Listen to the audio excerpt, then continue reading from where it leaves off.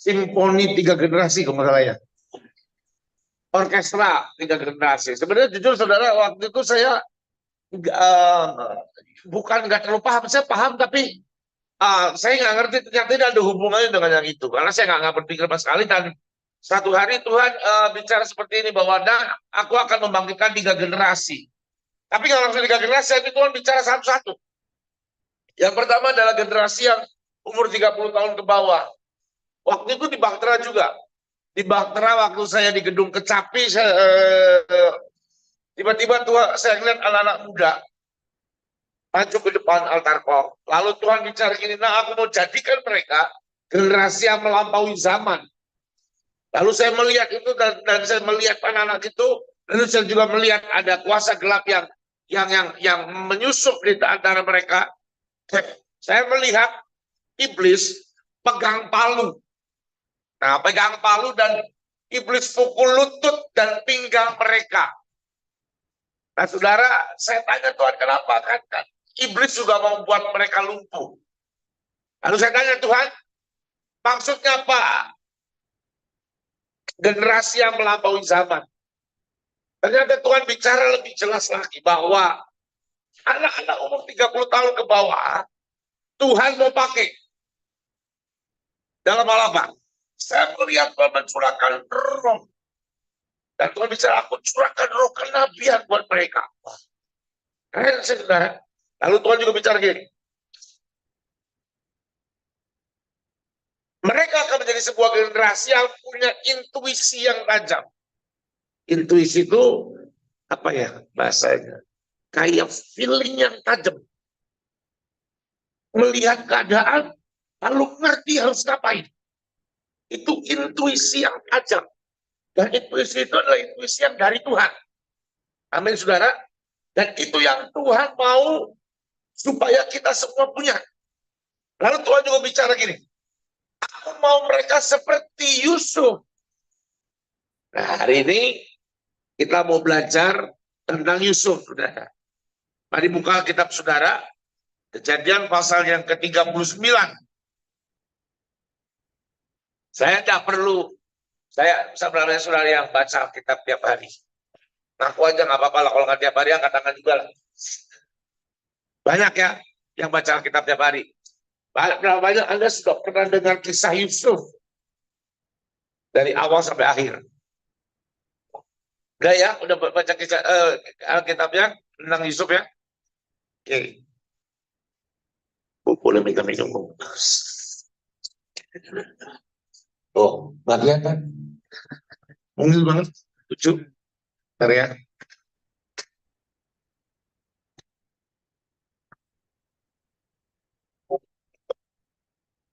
Oke. Saudara Yusuf. Semua kita sudah tahu tentang kisah Yusuf dan Anda sudah pernah, saya yakin banyak dari antara kita sudah pernah baca tentang Yusuf. Dan Anda tahu Yusuf adalah seorang anak kesayangan, anak yang dicintai oleh bapaknya, dan bahkan anak favorit. Ya memang mungkin bapaknya juga agak sedikit kurang baik mendidik Yusuf. Karena dikasih jubah, padahal jubah itu ya harusnya adalah diperoleh karena apa yang dia sudah kerjakan. Ini enggak, karena sayang dikasih jubahnya. Jubah yang maha indah itu adalah jubah harusnya you earn it. Kamu harus mendapatkan, berjuang mendapatkan itu. Tapi enggak. Nah lalu kita sudah tahu tentang Yusuf. Lalu Yusuf enggak disukai sama koko-kokonya, kakak-kakaknya. Kenapa enggak disukai? Karena dia seringkali mengucapkan mimpi atau menceritakan mimpi-mimpi yang membuat kakak-kakaknya iri. Sudah iri karena bapaknya sayang sama Yusuf lebih. Ngomongnya juga akhirnya bang ngomong, nanti kamu akan ya, misalnya nanti kamu suatu hari akan nyembah aku, sujud padaku. Jadi buat kamu marah. Lalu apa yang terjadi? Yusuf dibuang di sumur. Dari sumur diambil lagi, dijual di jadi apa? Budak. Jadi budak, lalu dia dibawa ke rumah Potifar. Ya kan? Di rumah Potifar difitnah, masuk ke penjara. Masuk penjara kenal sama orang-orang istana, betul kan? Kan itu orang istana, tukang roti dan tukang minum, gitu. Orang istana semua mengartikan mimpinya jadi dilupakan selama 2 tahun, betul kan? Tapi seketika dalam satu hari tiba-tiba dari narapidana, itu narapidananya bahkan penjaranya dia itu penjara yang disebutnya ditutup, sudah. Maksudnya ya dia ini di penjara di tempat yang nggak enak sebenarnya. Walaupun nanti ada akan baca di penjara pun dia dipercaya oleh pemimpin penjara. Tapi sebenarnya walaupun dipercaya tapi dia tetap di tempat yang paling rendah, paling gak enak. Kenapa? Kalau Anda baca lagi nanti di Alkitab, Anda akan mengetahui sebenarnya penjaranya itu adalah penjara yang dikelola oleh siapa, saudara-saudara? Tahu nggak penjara yang mengelola penjara Yusuf? Istilahnya kepala penjaranya. Potifar. Jadi yang benci sama Yusuf itu kan Potifar. Karena kan Potifar tahunya bahwa Yusuf ini mau memperkosa istrinya kan. Di penjara. Nanti saya buktiin, saudara. Nanti pelan-pelan, saudara ya. Nanti Anda akan lihat bahwa sebenarnya Yusuf itu tetap walaupun dia dipercaya jadi di penjara, tetap dia tuh di penjara tetap nggak enak. Kenapa? Karena dia itu di penjara di tempat orang yang memenjarakan dia. Oke? Nah, saudara, apa yang hebat dari Yusuf? Yusuf itu ketika dia diturunkan, dijatuhkan. Yang ajaibnya adalah justru ketika dia ada di titik yang bawah. Saudara, waktu itu ketika 2 tahun itu, Firaun bermimpi, itu terjadi namanya quantum leap. Sebuah loncatan yang tidak masuk akal. Loncatan yang terlalu cepat. Kan dari narapidana mendadak jadi apa? Raja muda. Itu loncatan yang namanya quantum leap. Dan ini yang akan kita peroleh. Anak-anak yang umur 30 tahun ke bawah, termasuk yang muda-muda ini, kamu jangan pernah menganggap dirimu rendah. Karena satu hari, kamu akan mengalami yang namanya quantum leap. Lompatan yang ajaib, yang terlalu cepat. Sangat cepat lompatnya. Itu yang Tuhan mau bikin. Jangan pernah menganggap dirimu rendah. Oke? Saya mau Yusuf pada waktu di rumah bapaknya tidak pernah ada satu kata yang sebenarnya saya mau baca, ya. Oke, lihat ya. Kejadian pasal 39. Ayat yang pertama, adapun Yusuf telah dibawa ke Mesir dan Potifar seorang Mesir pegawai istana Firaun, kepala pengawal raja, membeli dia dari tangan orang Israel yang telah membawa dia ke situ. Lihat ayat 2, saudara. Apa kan? Baca ayat 2. Tetapi Tuhan menyertai Yusuf. Ini kata-kata, ini kata-kata keluar di Alkitab buat Yusuf bukan waktu dia ada di rumah bapaknya. Ini kata-kata keluar ketika dia jadi budak. Ini kata-kata keluar ketika dia ada di bawah. Jadi kalau hari-hari ini Anda ada di bawah, tenang. Justru saat Anda di bawah, Anda sedang memulai sebuah perjalanan. Tuhan menyertai. Jangan pernah marah. Jangan pernah kecewa kalau kamu ada di bawah. Kenapa? Justru itu waktunya engkau berjalan dengan Tuhan. Yusuf pada waktu di rumah bapaknya dinikmati semua fasilitas. Dia nikmati semua hal. Disayang. Anak yang paling disayang. Dapat jubah yang warna-warni. Tapi tidak ada tulisan. Tuhan menyertai. Tidak ada. Kata-kata itu keluar ketika apa? Dia harus alami yang namanya jadi budak. Di penjara.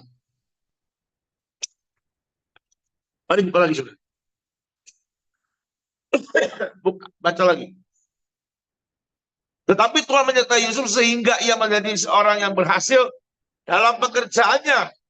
Maka tinggallah ia di rumah tuannya, orang Mesir itu.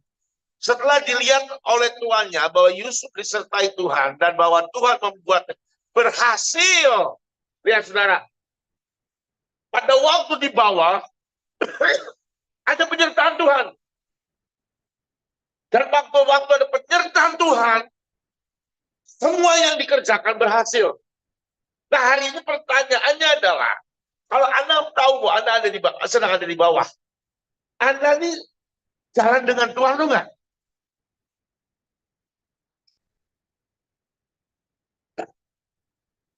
Karena ada banyak orang yang pada waktu di bawah, justru kau menjauh dari Tuhan. Engkau marah. Tuhan, kenapa kau membiarkan aku ada di bawah? Dengar ya, pada waktu proses, pada waktu semua proses yang Tuhan berikan, kalau kamu tahu, disitulah waktunya Tuhan berjalan dengan engkau. Dan pada waktu proses sebenarnya adalah sebuah masa atau waktu di mana kita dipersiapkan untuk sesuatu yang lebih besar. Saya mau kita cantum dulu ya. Nanti saya akan bahas balik lagi. Siapa itu Potifar? Siapa itu Potifar, saudara? Lihat saudara yang pertama. Ayat yang pertama, Potifar seorang apa, saudara? Mesir. Pegawai istana Firaun. Kepala apa? Ini jenderal. Ini begini. Pas Pampres dan Pas Pampres. Itu Majen namanya. Bintang 2 loh ini. Dan kalau disebut dia kepala pengawal istana raja, pengawal raja, hidupnya Potifar pasti di mana? Banyaknya di mana dinasnya? Di istana. Betul kan? Di istana. Kalau Anda tanya dan Pas Pampres, yang sekarang, yang awal Pak Jokowi, itu pasti bolak-balik. Setengah daripada waktu kehidupannya pasti ada di istana dan dekat dengan raja, dengan presiden. Kenapa? Karena dia adalah sistem dia orang yang pengamanannya melekat. Walaupun dia jenderal, kemana mau presiden, dia ada. Nggak bisa cuma kirim kolonel-kolonelnya aja yang suruh ngawal, dia ada. Dia ikut merancangkan strategi pengamanan. Betul ya Pak ya? Protokol pengamanannya gimana? Pasti ada. Siapkan semua. Dan dia ngerti protokol kerajaan. Potifar itu. Ingat ini ya, apa yang saya tadi ngomong. Potifar, pegawai istana, kepala Pas Pampres. Dia hidup di dalam istana. Dan dia pasti ngerti protokoler kerajaan Mesir. Dia ngerti tentang Firaun. Pasti. Karena dia adalah pengamanan yang melekat pada Raja Firaun. Oke, lanjut saudara. Lalu apa yang terjadi? Kita semua tahu, saya nggak mau ngulang-ngulang saudara, supaya kita pada poin-poinnya lebih cepat.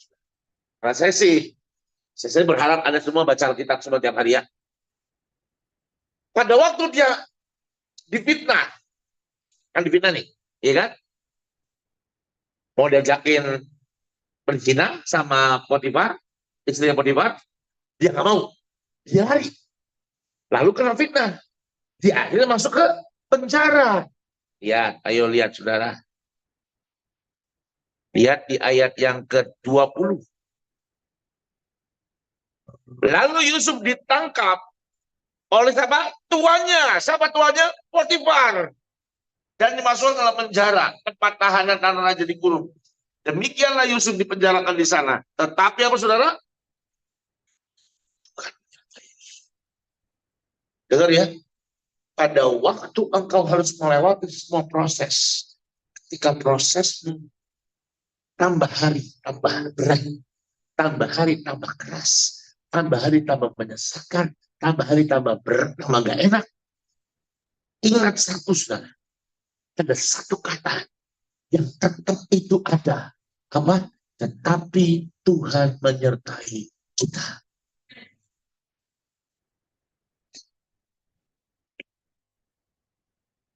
Saya mau tanya, pada waktu Tuhan menyertai Yusuf di Potifar, ya kan? Dia tetap budak kan? Eh? Tetap budak kan? Bukan aja disertai Tuhan langsung geng, geng, geng, geng, bebas. Udah kan? Tetap budak. Saya mau tanya, pada waktu Tuhan menyertai Yusuf, pada waktu Yusuf seorang tahanan atau narapidana, tetap narapidana, nggak bebas kan? Dia nggak langsung merdeka, tetap jadi tahanan. Ngerti nggak, saudara? Penyertaan Tuhan bukan artinya pembebasan engkau dari semua proses yang harus kita lalui. Jadi kalau prosesmu, dan kalau kamu hari dengar pesan Tuhan, Anda dengar pesan Tuhan, Tuhan menyertai kamu. Sampai apa? Buktinya aku tetap masih susah. Buktinya aku tetap masih nggak punya uang. Buktinya aku tetap kalau beli makan datang susah.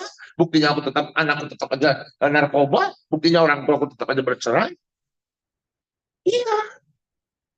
Tapi Tuhan menyertai kamu. Di tengah keadaanmu yang di situ tetap ada penyertaan Tuhan. Keadaannya tetap berat. Tapi engkau berjalan dengan Tuhan. Tuhan adalah gembalaku yang memberikan aku di padang yang berumput hijau. Betul kan? Yang mana aku kepada air yang tenang. Ya, tapi ada kata-kata lain. Sekalipun aku berjalan dalam lembah apa? Wah, kelamaan itu masih biasa, saudara. Lembah bayang-bayang maut. Di tengah seperti itu pun, gadamu dan tongkatmu. Jadi tetap di lembah bayang-bayang kematian enggak? Tapi tetap ada gada. Jadi tetaplah percaya. Tetaplah setia. Tetaplah beriman. Tetap ada Tuhan. Ada Tuhan. Jangan takut, tetap ada Tuhan. Amin, saudara. Sekarang bedanya apa? Orang yang dalam proses tanpa Tuhan sama proses ada Tuhan. Gampang bedanya. Kalau Anda tahu dan Anda yakin kalau Tuhan tetap ada dengan Anda, prosesnya tetap ada. Tapi Anda akan tetap dibedakan Tuhan. Apa bedanya, saudara?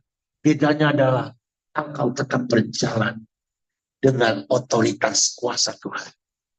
Dan engkau akan melihat perbedaannya adalah orang yang nangis merengek-rengek dengan orang yang tetap bekerja di tengah kegelapan, di tengah kekelaman, di tengah lembah, tetap ada keberhasilan. Oke. Saudara, buka Kejadian 40, saudara. Kejadian 40 ayat 1.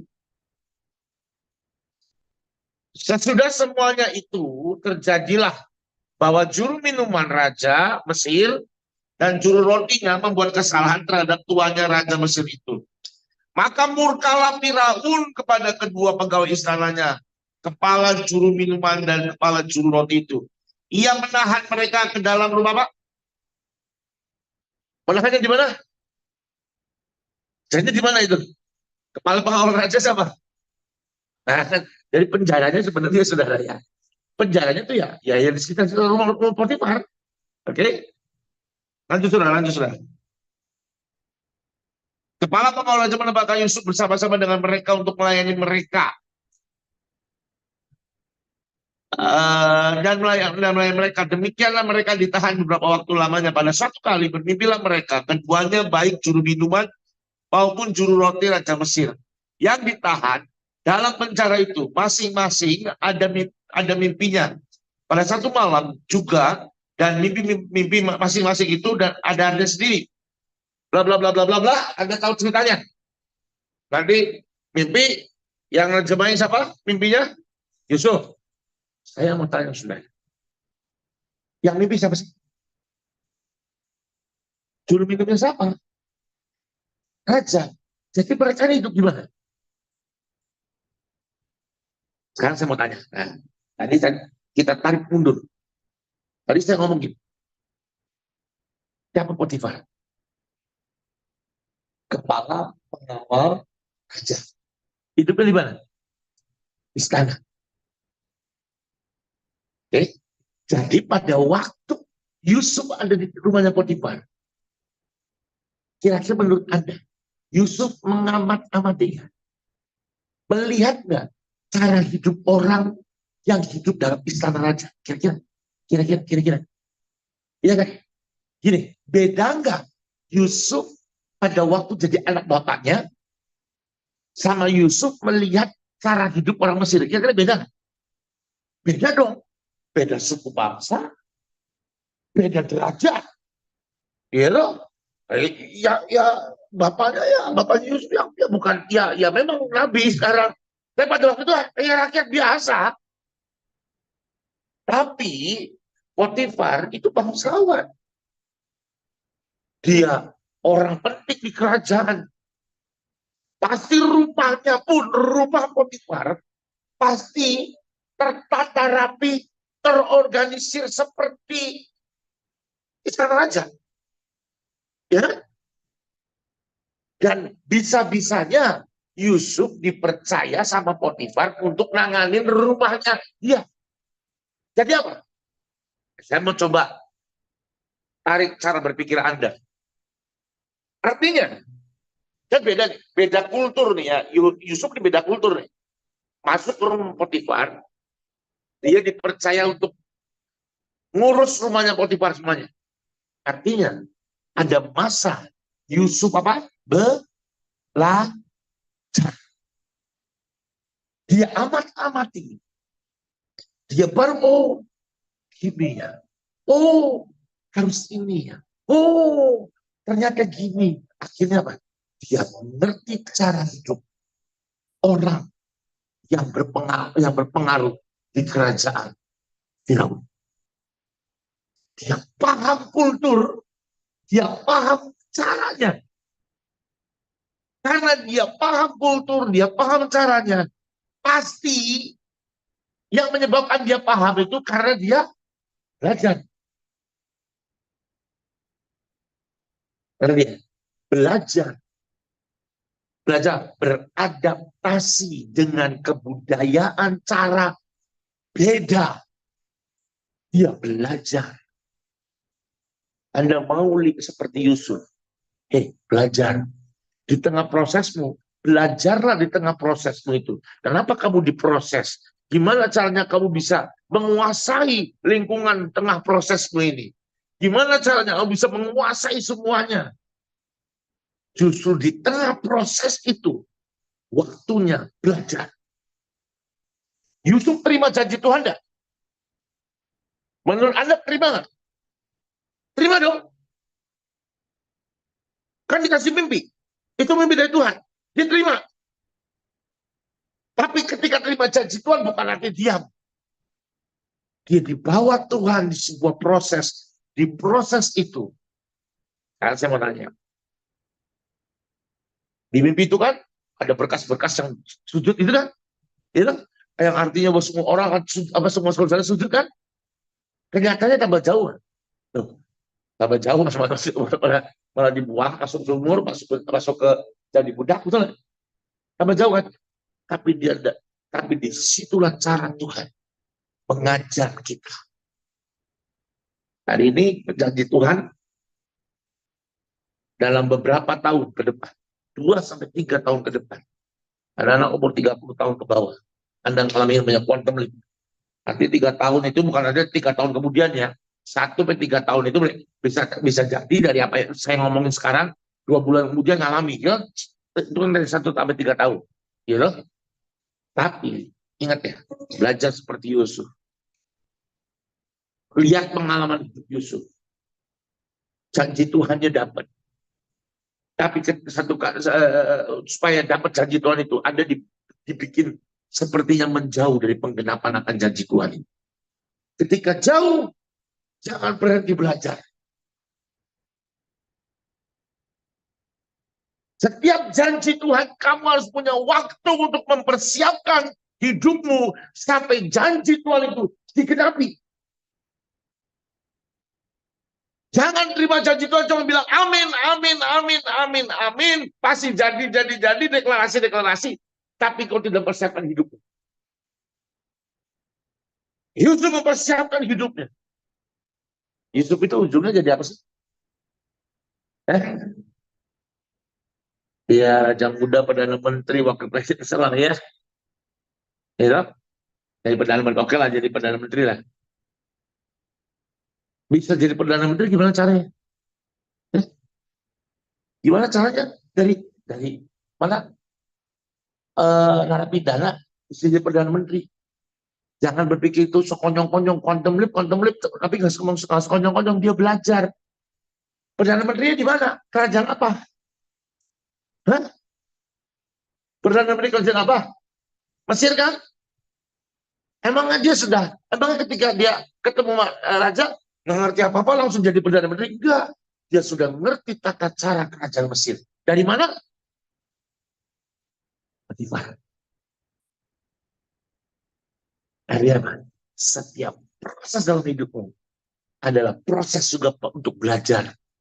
Belajar apa? Belajar nanti kepada masa penggenapan akan janji Tuhan. Belajar loh. Di istana Potifar ini.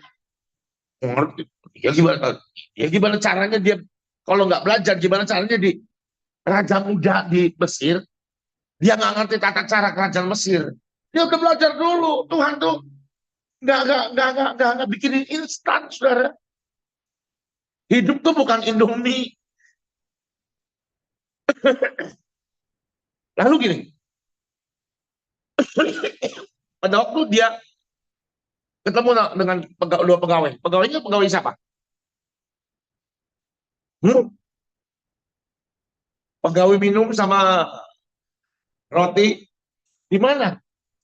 Raja lagi, raja lagi. Istilah gini, dari mereka. Dan kalau Anda baca, saudara, cara Yusuf ngomong sama dua orang ini, Anda dibaca. Kalau Anda baca dengan jeli, Yusuf ngomong dengan mereka itu seperti orang yang sudah akrab. Kan Yusuf emang ditugaskan untuk pelayannya. Baca lagi. Ini asik soalnya, rahasia-rahasia yang asik ini. Kepala pengawal raja menempatkan Yusuf bersama-sama dengan mereka untuk melayani mereka. Jadi, ini apa tukang roti sama tukang minum nih ya. Juru roti sama juru minum ini ditahan kan. Tapi lu pasti loh, ini pejabat. Jadi ternyata tahanan itu nggak cuma sekarang aja, kalau pejabat tahanannya lebih bagus daripada rakyat. Sama. Ditaruhnya di rumahnya, gitu. Di tahanan rumahnya ini khusus, ya kan? Dan Yusuf itu disuruh melayani kedua orang ini. Lihat lagi cara ngomong Yusuf. Lihat, saudara.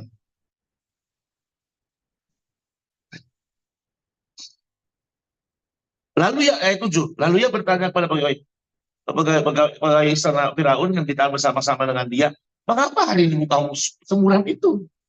Artinya apa? Sebuah sapaan yang hangat. Bukan sapaan orang asing, tapi orang yang sudah bergaul cukup lama. Ngerti nggak, saudara? Karena ada hubungan dan pergaulan antara Yusuf dengan dua juru minum dan juru roti ini.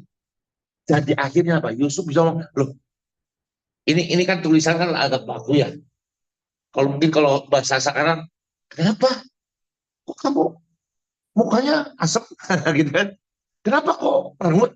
Kenapa kok sedih? Gitu loh. Ini ya. Atau sekarang kenapa ente sedih? Gitu. Kenapa lu sedih? Gitu kan? Lebih akrab. Kenapa? Karena ada hubungan. Kenapa ada hubungan? Karena Yusuf bergaul dengan orang-orang ini. Dan tanpa disadari pergaulannya akan membantu dia mengerti tata cara kerajaan Mesir lebih lagi. Dia ngerti, mungkin diajari sama tukang juru roti, table manner, gitu. Dia bisa aja. cara makan raja gimana, apa yang raja sukai, mungkin dia cerita. Raja suka minumnya apa, gelasnya, semuanya diceritain, saudara. Saya yakin itu. Dan itu membuat baik. Yusuf akhirnya ngerti tata cara kerajaan di sini. Ingat ya, kalau Tuhan bawa engkau turun ke bawah di proses, itu adalah masa di mana engkau belajar mempersiapkan sebuah promosi Tuhan yang akan datang dengan sekejap. Naiknya sekejap. Tapi menuju naiknya itu, kamu dipersiapkan cukup lama. Jadi budak belajar dari perdana dari Potifar. Belajar tentang kehidupan orang-orang Mesir. Belajar tentang tata cara di istana rajanya Mesir. Belajar. Masuk penjara, masih belajar lagi. Di ketempatan, juru roti, belajar lagi tentang mungkin table manner dan segala macam. Dan pada waktu yang Tuhan sudah tentukan, sekejap dia naik. Pada waktu sekejap dia naik, dia bakal kaget. Nah, ini dia. Ini dia. Tuh, dicatat ya. Satu hari, Tuhan mau bikin Anda dipromosi dengan cara cepat. Sekejap. Tapi yang Tuhan khawatirkan, dinaikin sekejap, Anda gagal. Anda kaget, nggak siap, tergelimpang jatuh, kejebrak, rusak semuanya. Paham nggak, saudara? Saya pernah nonton acara Oprah Winfrey Show. Ini dijadikan sebuah penelitian, saudara. Jadi ada daily kayak vlog gitulah. Ada orang miskin, ada orang pemulung gitu, dikasih satu tas uang dan satu kredit kayak American Express yang isinya uang. Kalau sekarang mah kayak e-money itulah. Kalau e-money kita kan cuma 1 juta, kalau nggak salah maksimal juga bisa puluhan ribu dolar dan uang satu tas dari orang jalanan. Apa yang dia buat? Wah, dikasih langsung dia beli rumah, beli mobil dan pakai uangnya semuanya. Sampai orang yang pernah ngasih ada orang yang pernah ngasih makanan sama dia setiap hari, itu dibeliin mobil mewah sama dia. Nggak, kelihatannya baik tapi nggak bijaksana gitu loh, ngerti nggak? Sampai akhirnya apa? Apa yang terjadi? Dalam waktu nggak lebih dari nggak sampai setahun, uangnya habis semuanya, dijual lagi semuanya, dan dia kembali di jalan. Kenapa? Uang kaget. Terima uang kaget akhirnya latah semuanya. Ekodok, ayam, uangnya habis semua. Habis semuanya. Kenapa? Ya karena dia nggak dipersiapkan. Ada masa Tuhan mempersiapkan Anda semua untuk untuk Anda terima namanya pendelik. Lompatan yang mendadak seperti Yusuf dari narapidana, naik ke atas. Jadi raja muda. Kamu akan alami. Kamu akan alami. Sebelum itu, kamu juga harus alami. Yang namanya apa? Dipersiapkan seperti Yusuf. Dipersiapkan enak nggak? Enak loh. Gak enak. Kebebasannya terampas, betul nggak? Loh, jadi budak itu kebebasan terampas nggak? Terampas. Keinginannya terhilang. Semua keinginan diambil semua. Lo budak itu mau pengen apa? Ingin apa? Gak bisa punya keinginan apa-apa. Ya kan? Masuk penjara, kebebasannya dibatasi. Bisa dibilang gak punya kebebasan. Mau dibunuh kapan aja bisa sewaktu-waktu. Tapi di masa itu adalah masa preparations, masa persiapan buat kita. Amin. Jadi Anda, saudara, jangan sampai Anda marah pada waktu diproses. Justru bersyukur karena itu adalah masa di mana kamu sedang dipersiapkan Tuhan untuk sebuah lompatan yang gak masuk akal. Karena sekali lagi saudara, lompatan yang Tuhan mau beri adalah lompatan yang gak masuk akal. Yang gak masuk hitungan. Yang aneh. Ngerti saudara? Ya. Jadi kalau Anda mau yang biasa-biasa aja ya susah ya. Amin. Oke. Mari kita belajar saudara. Lihat di Kejadian pasal yang ke-41. Ayat yang ke-14. Kemudian Firaun menyuruh memanggil Yusuf. Segeralah ia dikeluarkan dari tutupan. Tutupan di penjara. Penjara. Ini penjara bukan penjara biasa, diisolasi. Ia bercukur dan berganti pakaian lalu pergi menghadap Firaun. Saudara, ada dua hal yang dilakukan. Yang menurut saya, ngapain Alkitab nulis? Siapa tahu, kalau Alkitab nulis, nggak mungkin asal nulis. Pasti ada maknanya. Yusuf dipanggil sama Firaun. Apa yang dilakukan Yusuf sebelum ke Firaun? Bercukur dan apa tadi? Berganti pakaian. Kenapa saudara? Bercukur itu harusnya gini. Bercukur itu adalah sebenarnya sebuah tindakan untuk supaya dia pantas terlihat di depan raja. Dia narapidana pasti ya rambut pengen gondrong-gondrong bikin lah ya. Dan dia bikin gini, saya akan ketemu raja. Ya saya harus pantas. Nggak mungkin. Gitu loh. Pada waktu engkau mau diangkat dan semua proses mau dipromosi, bersiaplah. Bersiaplah apa? Anda harus mulai tahu. Aku mau di situ. Janji Tuhan di situ. Aku harus apa? Persiapan. Tidak cuma secara rohani. Fisik harus persiapkan. Bercukur. Berarti berganti pakaian dan bercukur. Dia memantas semua. Ganti pakaian. Dia pantas semua. Juga ini berbicara tentang apa? Sebuah kampungan yang baru. Sebuah wadah yang baru. Harus mempersiapkan. Sekarang gini. Anda bayangkan narapidana. Menurut Anda, narapidana itu pakaiannya bagus nggak? Bagus mana Pak narapidana, pakaian narapidana mana pakaian orang-orang kerajaan? Orang kerajaan dong. Ya dong? Jadi kira-kira menurut Anda pantasnya kalau orang-orang narapidana datang ke istana raja dengan pakaian narapidana? Nggak pantas. Ada sesuatu yang harus berubah di hidup. Wajahmu juga, itu juga berbicara tentang wajahmu harus berubah. Ya, memang penampilan fisik harus berubah, tapi juga wajah hidupmu juga berubah. Kalau kamu berpenampilan seperti narapidana, makanmu ya makanan narapidana. Jatahmu ya jatah narapidana. Dia tahu dia akan naik. Dia ganti semuanya. Dia rubah hidupnya. Kenapa? Dia akan siap menerima sesuatu yang baru. Amin, saudara. Saudara tahun ini ditutup, nanti Tuhan bilang gini, nah 2024 siapkan wadah yang baru. Ini pesan Tuhan yang di luar dari ini yang saya khotbahin. Siapkan wadah yang baru, karena aku akan memberikan anggur baru buat engkau.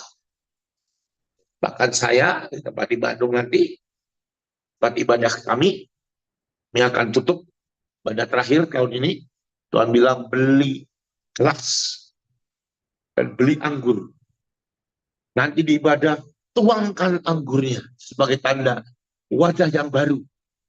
Ya, anggur yang baru. Anggur yang baru tidak bisa ditaruh di kantong anggur yang lama. Berubah. Harus ada perubahan. Oke? Nah, saudara, perubahan itu akan berdampak. Dan orang akan lihat, Mari kita lihat. Nah, ini dia. Sorry. Kejadian pasal yang ke-42, ayat yang ke-7. Ketika Yusuf melihat saudara-saudaranya, segeralah mereka dikenalnya. Yusuf kenal nggak sama saudara-saudaranya? Kenal kan?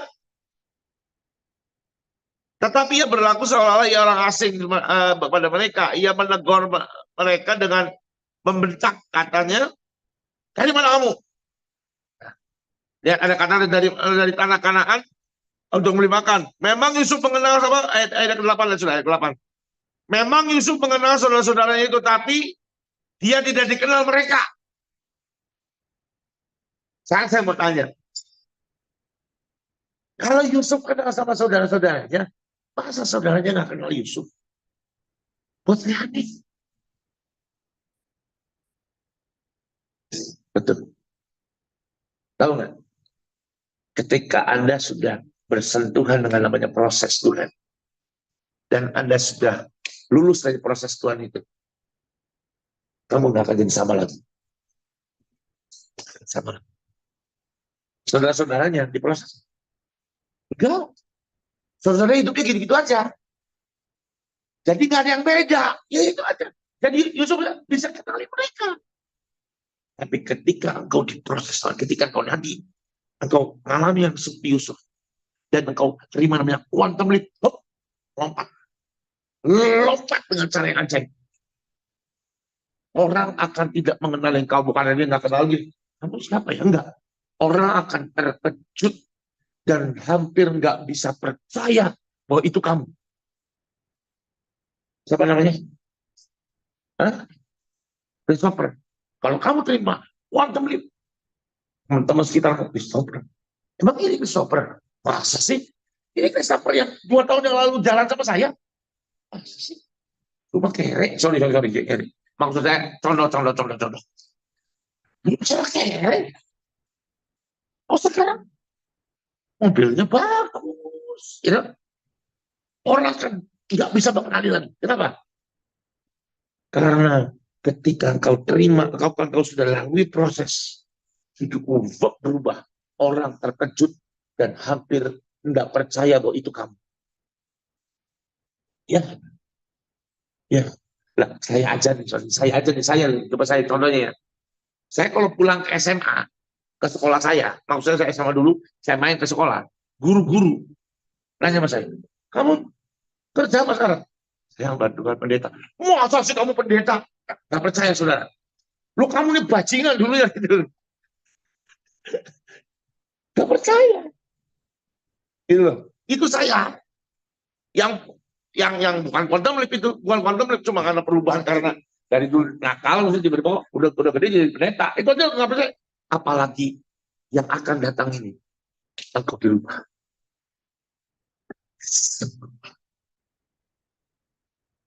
Nah, saudara, kalau engkau tidak berubah, ya nanti akan seperti ini, saudara-saudara Yusuf. Yusuf gampang mengenali mereka. Ini kan saudaraku. Gak ada perubahan. Saudara, anak-anak muda dengar yang mau 30 tahun ke bawah dengar. Saya ini selalu ngomongin yang apa lagi gemar ngomong ini sama semua orang. Hidup itu harus punya goal dan target. Jangan hidup itu maaf ya, saya boleh ngomong agak sedikit keras ya, Bapak ya. Keras ya, agak kotor gitu. Enggak apa-apa ya. Supaya ngerti. Kadang-kadang kalau ngomong halus-halus nggak ngerti. Hidup itu jangan cuma makan, tidur, makan, buang air besar, makan lagi, tidur lagi, bangun lagi, makan lagi, buang air besar lagi, cuma gitu-gitu aja. Itu mati aja udah. Serius. Lebih mati cepet-cepet deh. Yang gitu-gitu. Hidup harus punya goal, punya target, punya tujuan. Saya beberapa kali sedang nanya sama anak muda. Duduk sebenarnya. Gue mau nanya sama lu.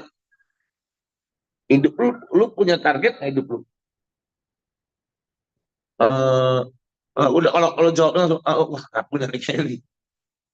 Lalu dia mulai ngomong dalam bahasa ini. Kalau dia ada ngomongnya lama, nya lama, baru iya target saya ini. Wah, baru ngarang hari ini, baru ngarang barusan. kan ditanya. Coba nggak ditanya, nggak ngarang nih. Saya punya target ini, ngarang tuh. Saya tanya, oke, apa yang sudah kamu lakukan untuk sampai kamu bisa mencapai goal itu? Lebih diem lagi, karena punya goal. Maka jawabnya, saya melihat fenomena yang sedang terjadi di sekitar saya juga. Orang kayak nggak punya goal. Pelayanan tuh ya pelayanan. Ya sekedar pelayanan. Saya berdoa di buah badan beda. Udah ikut pembekalan 9 bulan, beda pasti.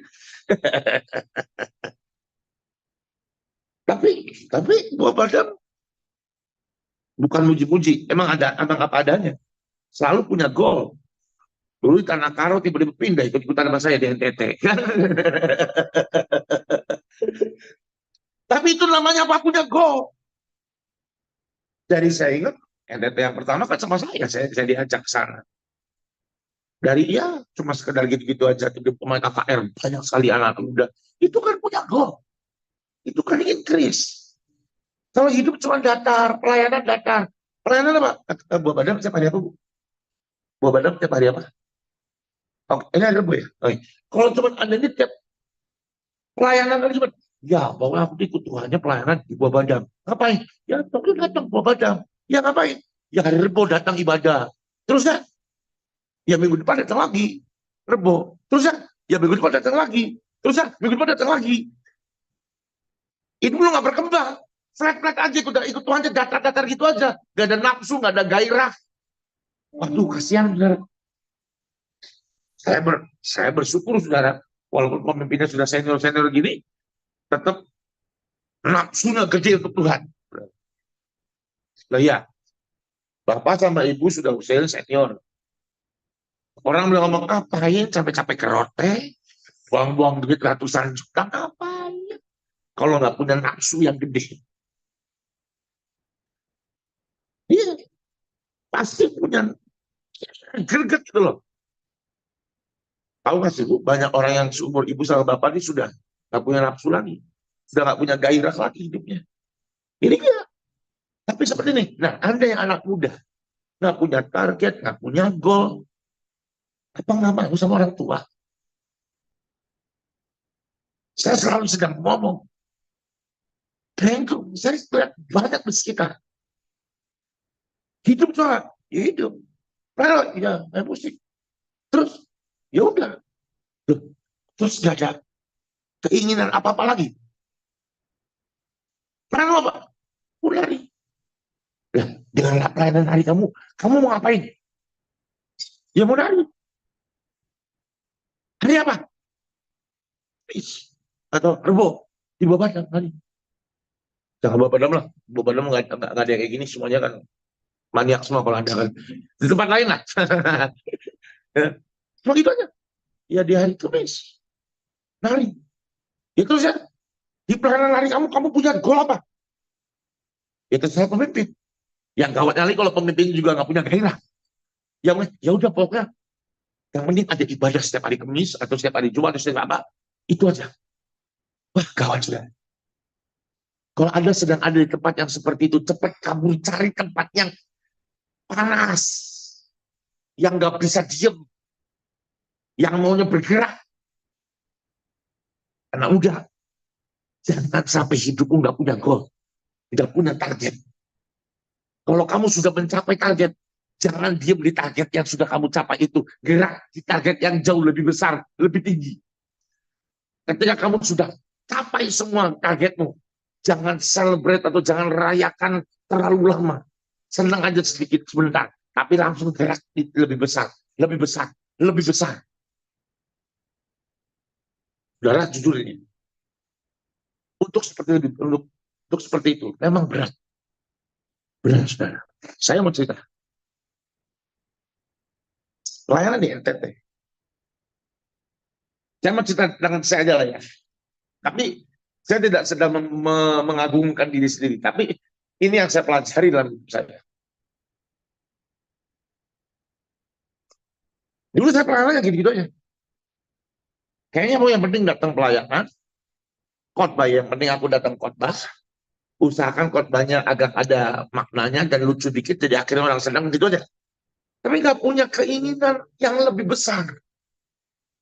Saya tuh mulai punya greget nafsu yang gede. Itu di semua aja gitu. Pertama awalnya di Filipina. Saya besok ke Filipina. Awal ketika saya di Filipina untuk melihat jiwa-jiwa, melihat anak-anak yang diperkosa ini, itu mulai ada gairah. Tapi mandek. Kenapa? Ketika saya sudah punya panti asuhan, saya break. Aku udah lakuin ini. Tapi Tuhan bawa lagi ke di NTT. Umur. Dari sini saya mulai belajar yang namanya jangan pernah berhenti untuk mencapai goal, menciptakan target dan mencapai target dan menciptakan lagi target yang lebih besar. Saudara, di NTT itu tahun kemarin KKR cuma 5.000. Tahun kemarin. Tahun ini Tuhan bilang lipat ganda 10.000. 10.000, Roh Kudus bilang gini, kalau Tuhan bilang 10.000, kamu harus beri lebih. Saya bilang 20.000, yang datang 30.000. Tapi berat gak? Berat. Kayak 5.000 sama 10.000. 10.000 itu udah jauh beda. Duitnya juga jauh lebih banyak. Bikin sumur. Punya mesin bor sumur 1. Mendadak ketika saya lihat gerak cepat. Saya lihat juga digoda. Saya lihat Bani Kedar dan Nebayon. Cepat juga. Mereka punya mesin bornya. Nambah jadi 3. Saya langsung set target. Tambah 1 lagi. Tambah 1 lagi. Tambah 1 lagi. Yang terakhir. Tambah 1 lagi. 5, 6. Yang terakhir masih pergumulan. Bisa tidaknya seperti itu, sudah. Ayo gerak berpacu. Sudah selesai apa? Mesin bor lagi. Bagus-bagus jalan. Tuhan bilang apa? Nah, bangun tenda kemuliaan. Gimana Tuhan? Disoek. Ya. Ngapain Mbak bikin bangunan buat 10.000 orang di kota kecil mentil terpelosok di Soek? Ngapain Tuhan? Tuhan bilang ini, aku akan bawa bangsa-bangsa datang ke kota ini. Itu kejadian. Waktu itu saya KKN kemarin selesai. Orang Korea, orang Afrika, orang China, orang Singapura, orang Amerika berduyun-duyun datang ke tempat kita pelayanan gereja Pasan. Datang ke situ. Itu orang saya di sana. Mendadaknya gereja International Church, saudara. Orang asing, orang Australia pada datang. Semenjak Tuhan bilang seperti itu yang saya sampaikan, langsung setelah KKR, bom. Lagi mau datang 14 orang Amerika. Ngapain? 6 bulan mau stay di situ. Kenapa? Mereka juga nggak paham, kayak seperti ada yang narik ke situ, saudara. Buat saya, silahkan. Suruh bikin tenda yang permanen untuk 10.000 orang. Tuhan kasih, lihat jelas bentuknya salib. Jadi nanti salib itu gede, ya kan? Satu gini, ini, panjangan, panggungnya di tengah, sini orang semua, 2.000, 4.000. Puji Tuhan, Tuhan suruh salib karena Tuhan mengerti. Ini lemah orangnya. Jadi nyicil 2.000 dulu. Ngapain soalnya? Anda tahu sudah 10.000 itu segede apa? Anda tahu oleh saat Pak Petrus Agung? Nah, itu 12.000. Pak Petrus Agung aja lagi ngebangun itu penuh air mata. Orang hebat seperti Pak Petrus Agung bangun gedung nangis. Asik. Kacung kampret ini suruh bangun. Ya, kalau yang gede nangis, saya gerung-gerung, saudara. Itu namanya target. Punya goal.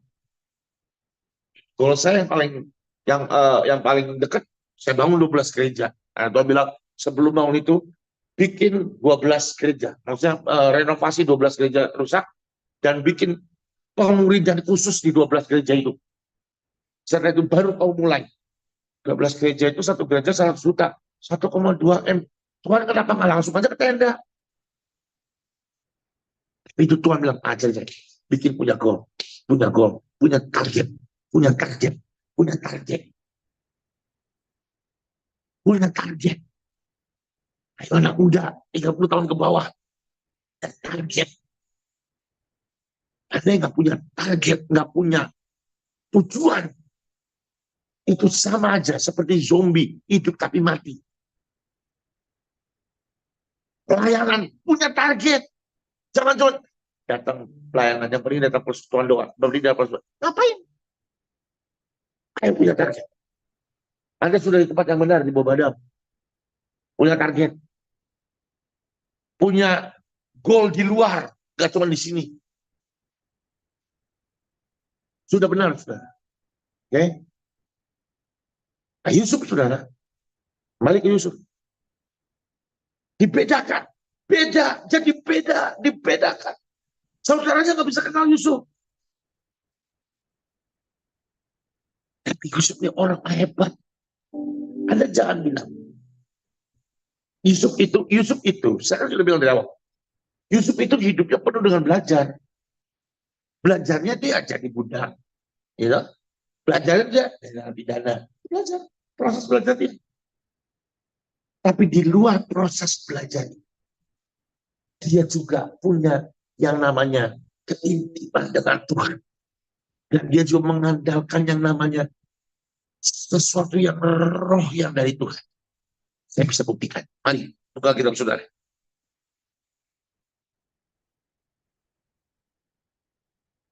Kejadian pasal 44. Ayat 5.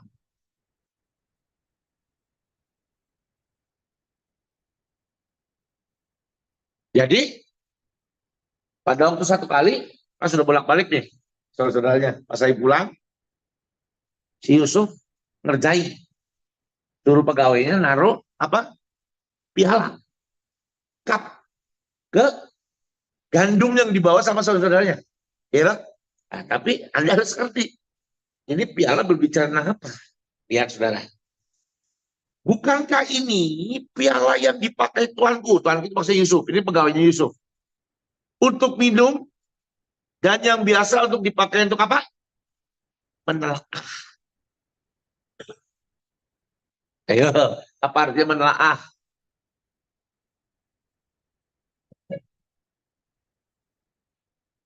Kalau orang-orang Mesir dulu.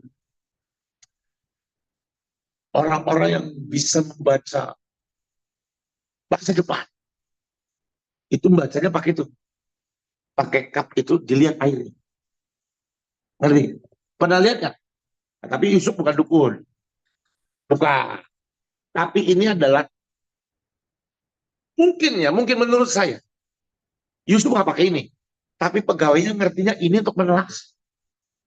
Karena apa? Kebiasaan orang Mesir. Nah, tapi memang benar. Mereka tahunya Yusuf juga seorang yang penuh dengan roh Tuhan. Menelaah. Artinya apa? Dia nggak cuma sekedar, ini bicara apa? Minum. Yang biasa untuk minum dan biasa untuk menelaah. Apa artinya? Ini, ya. Yusuf memang belajar tentang ilmu pengetahuan Mesir. Belajar. Tapi Yusuf nggak pernah meninggalkan menelaah. Melihat masa depan. Dengan cara apa? Dari Tuhan. Nangkep Pak? Paham nggak? Kalau nggak paham, tanya sudah. Saya nggak paham, Bapak ngomong apa sih Pak? Pulang sana Pak. Ngerti ya? Sekali lagi. Hak itu, Alkitab yang nulis loh. Untuk minum dan untuk menelaah. Menelaah itu adalah mengetahui apa yang akan terjadi ke depan secara supranatural. Kalau yang naturalnya apa? Belajar. Dia ngerti tata cara. Dia ngerti gimana caranya menata. Dia ngerti caranya kepandaiannya. bisa membuat akhirnya seluruh uang dan gandum di tanah Mesir itu ada di istana raja. Anda baca nanti dalam Alkitab, saudara. Hikmatnya Yusuf membuat akhirnya Mesir yang harus tertimpa kelaparan tidak tertimpa kelaparan. Karena apa? Dia punya strategi cara berpikir yang pintar sekali. Akhirnya membuat semua uang itu ada di istana kerajaan. Rakyat yang datang butuh makan dikasih makan semuanya. Kepandaiannya. Tapi dia nggak lepas dari yang supranatural. Dia nggak lepas dengan cara supranatural. Dari mana? Ya itu. Piala itu dikatakan yang biasa untuk apa? Menelan.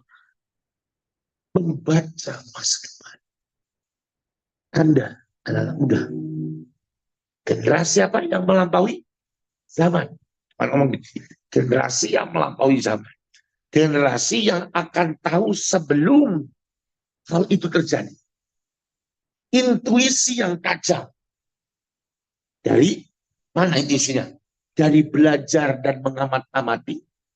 Dan yang kedua yang gak kalah penting, bahkan lebih penting. Dari pergaulanmu dengan Tuhan. Mendengar suaranya. Melihat apa yang Tuhan mau kerjakan. Mengetahuinya. Dan bisa mengantisipasinya. 30 tahun ke bawah. 3 tahun ke depan. Ini masamu untuk engkau naik dengan ikut banyak kan. Yang tadi ya. Belajar. Di proses persiapan belajar. Setelah itu apa? Jadilah berbeda. Siapkan wadahmu dan jadilah berbeda. Sudah berbeda, Pak? Harapan yang supranatural yang dari Tuhan. Pak, Bu, buat saya yang ini, hal ini baru. Kemarin pembekalan 9 bulan lebih pada kepada mempersiapkan skill kita, kepandaian kita. Tapi hari-hari terakhir Tuhan sedang ngomong supranatural, supranatural. Yang ini bukan yang nggak penting, tapi supranatural harus masuk mulai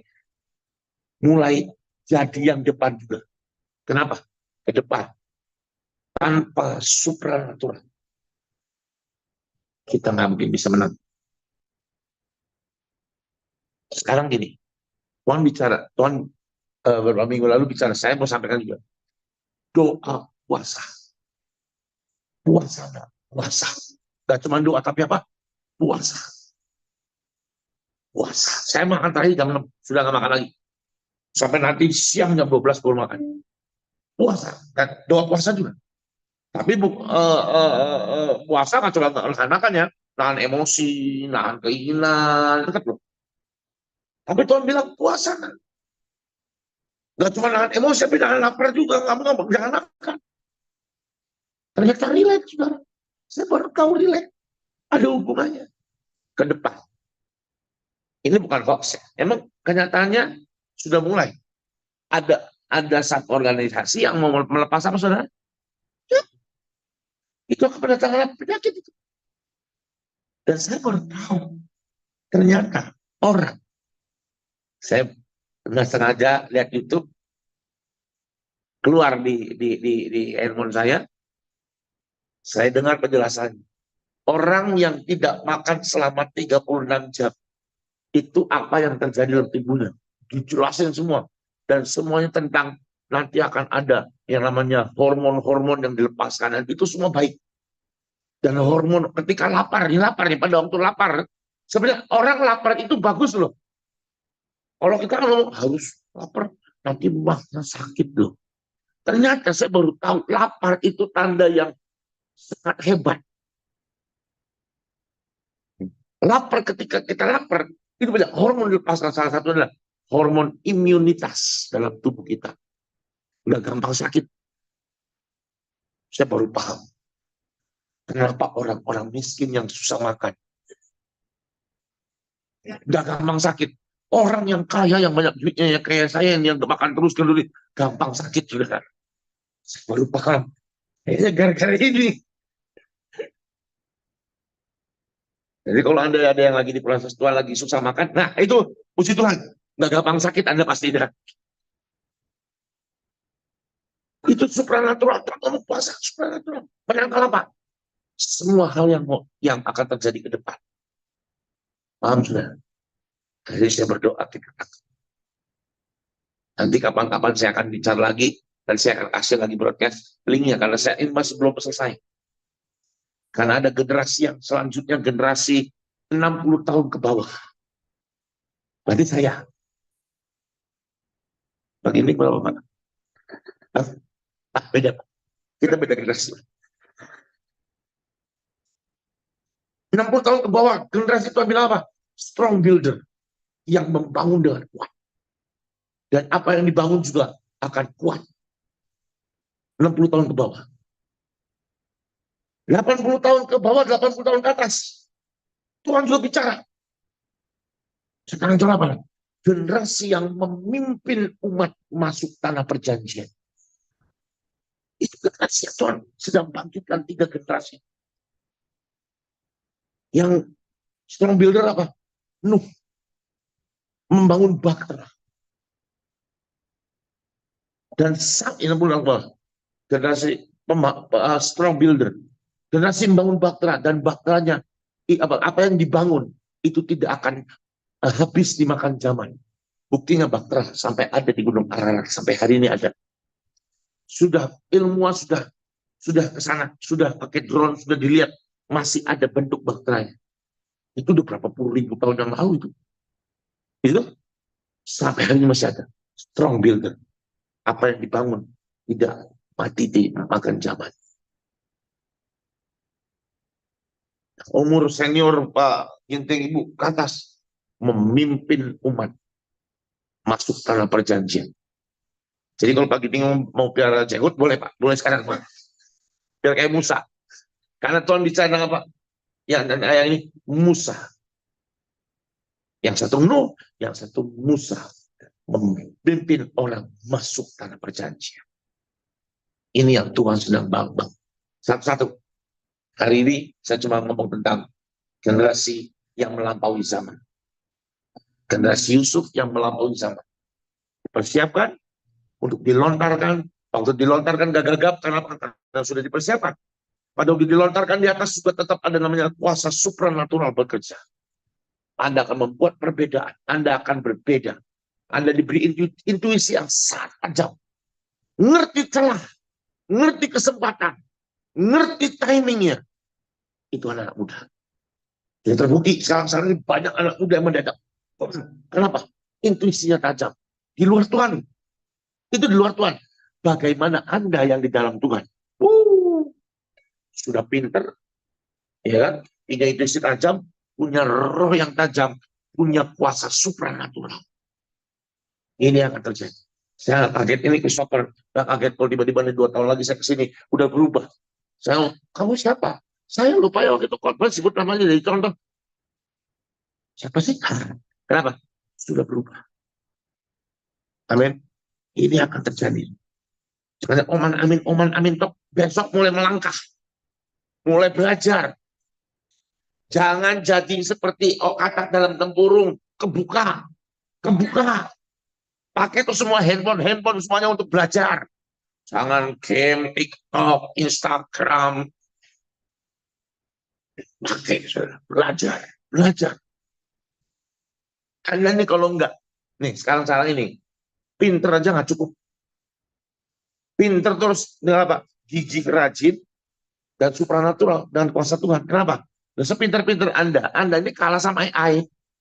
Artificial intelligence itu lebih pintar daripada Anda. Anda disuruh bikin puisi, nunggu lama. AI itu cuma 2 detik. Keluar. Anda disuruh bikin skripsi berbulan-bulan. Bikin skripsi pakai AI. 1 menit jadi. Ayo. Sekarang Anda mau ngomong apa? Kalau nggak dengar Tuhan. Apa yang mau diharap? Belum. AI sekarang sudah ada. Sini handphone saya juga saya install AI kok. Saya pakai AI loh. Tapi bukan untuk khotbah. Tapi saya bisa bikin khotbah pakai AI. Tapi nggak, akhirnya Pak, nggak ada rohnya, nggak ada jiwanya. Khotbahnya datar, kayak baca. Ngapain? Saya ngeliat orang khotbah pakai PPT, baca PPT doang aja. Nah, saya nggak bilang hamba Tuhan yang pakai PPT salah ya. Karena ada hamba Tuhan yang pakai PPT. Itu baca PPT. Nggak Bu Iin beda ya. Dia mah nggak baca PPT tapi sambil dia juga menjelaskan, ya kan? Ada, tapi saya yang baca, ada. Saya lihat pakai PPT, baca. Ini rumah sholat malah. Bagi aja PPT-nya lu suruh pulang. Nanti baca di rumah masing-masing, udah kelar.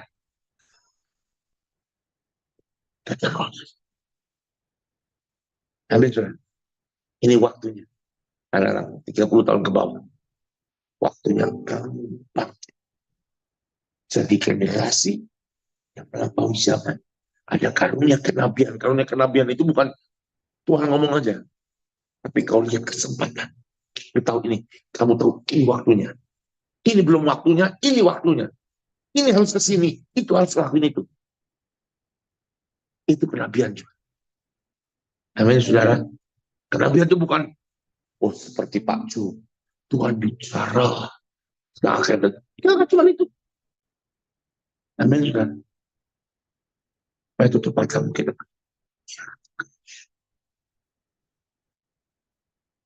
Ya namanya.